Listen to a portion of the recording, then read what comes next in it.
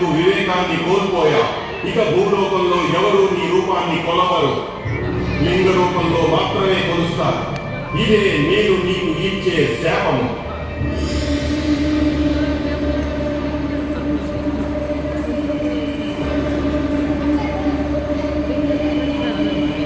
క్రోధావేశంతో మండిపడిన మహర్షి మహావిష్ణువును చూడటానికి వైకుంఠం వెళ్ళాడు.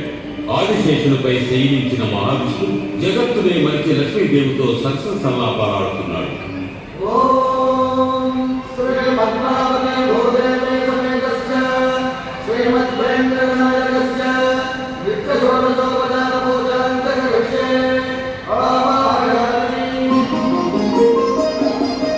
పదహారు కళలకు ప్రాణాలైన నా ప్రణవ ప్రణయ దేవతలకు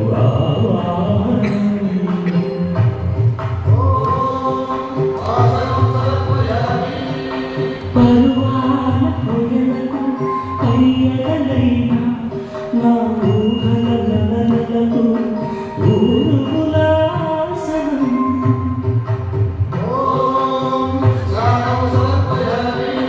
చిత్తడి చిరుచమన చింగులు చిలిపి పల్లి ప్రాణులను బంధించి స్నానం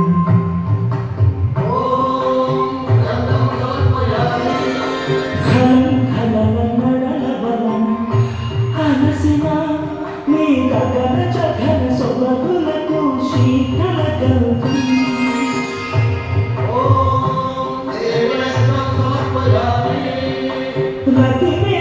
రతివేదైక్యులైన రాణులకు అనుభవిక వేద్యమైన నైవేద్యం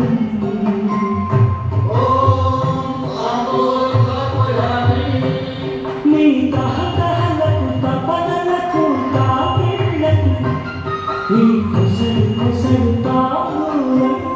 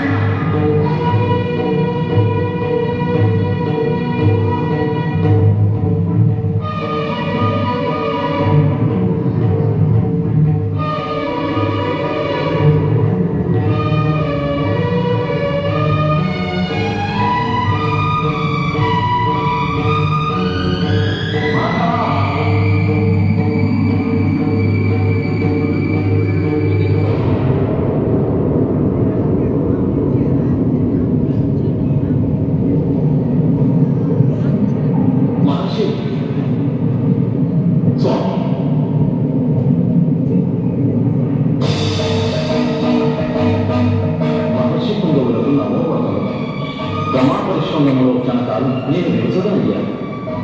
నిత్యాగ్నిహోత్రులైన తమ రాకను గమనించని నాకు మీరు తగిన శిక్షే విధించారు. తమ శస్త్రతుల్యమైన దృక్కులతో నన్ను దహనం చేయకని మహర్షి శాంతించాను.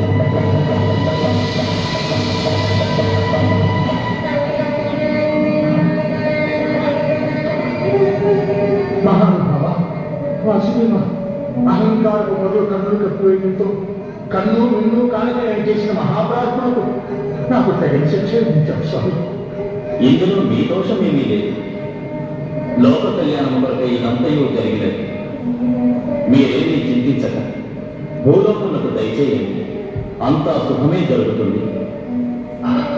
ధన్యుడు స్వామి. శుభమస్తు.